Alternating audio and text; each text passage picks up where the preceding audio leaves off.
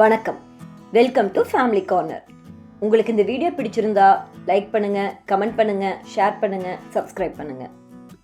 இன்னைக்கு mutton chops gravy எப்படி பண்றதுன்னு நம்ம பார்க்க போறோம். இந்த ரெசிபிக்கு 1/4 கிலோ மட்டன் சாப்ஸ் எடுத்துக்கிறோம்.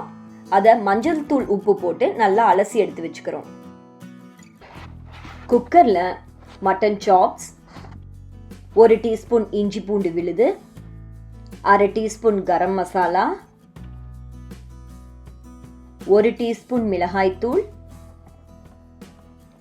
2 டீஸ்பூன் கொத்தமல்லி தூள்,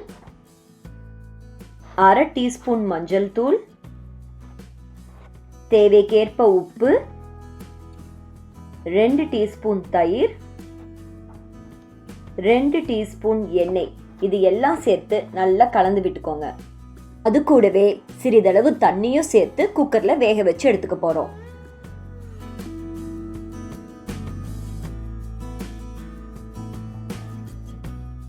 ஒரு பாத்திரத்துல 2 டேபிள் ஸ்பூன் எண்ணெய் சேர்த்துக்கோங்க. எண்ணெய் காய்ந்ததும் 1/2 டீஸ்பூன் சோம்பு, 1 இன்ச் பட்டை, 2 கிராம்பு, 1 ஏலக்காய், 1 பிரிஞ்சி இலை இதெல்லாம் சேர்த்து தாளிச்சுக்கோங்க. அது கூடவே பொடிதாக நறுக்கிய 2 பெரிய வெங்காயம் அதையும் சேர்த்து நல்லா வதக்கிக்கோங்க. அது கூடவே தேவைக்கேற்ப உப்பையும் சேர்த்து நல்லா வதக்கிக்கோங்க.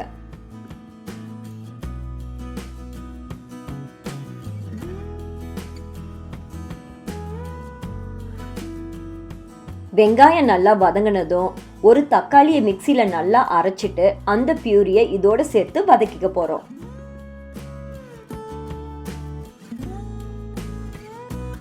தக்காளி வெங்காயத்தோட நல்லா பிளெண்ட் ஆகி பச்சை வாசனை போனதும் நம்ம வேக வச்சிருக்கிற மட்டன் சாப் கூட சேர்த்து நல்லா கலந்து விட்டுக்க போறோம்.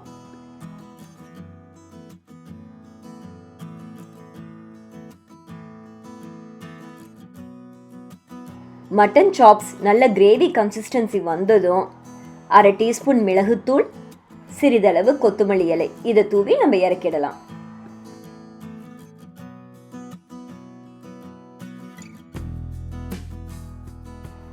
மிக மிக சுவையான, ஆரோக்கியமான, எளிதான மட்டன் சாப்ஸ் கிரேவி தயாராயிடுச்சு. இந்த ரெசிபி இட்லி, தோசை, ரைஸ், சப்பாத்தி, நான் எல்லாத்துக்குமே நல்ல காம்பினேஷனாக இருக்கும். இந்த ரெசிபியை நீங்களும் ட்ரை பண்ணி பாருங்கள். உங்களுக்கு இந்த வீடியோ பிடிச்சிருந்தா ஃப்ரெண்ட்ஸுக்கு ஷேர் பண்ணுங்கள். ஃபேமிலி கார்னருக்கு சப்ஸ்கிரைப் பண்ணுங்கள். நன்றி.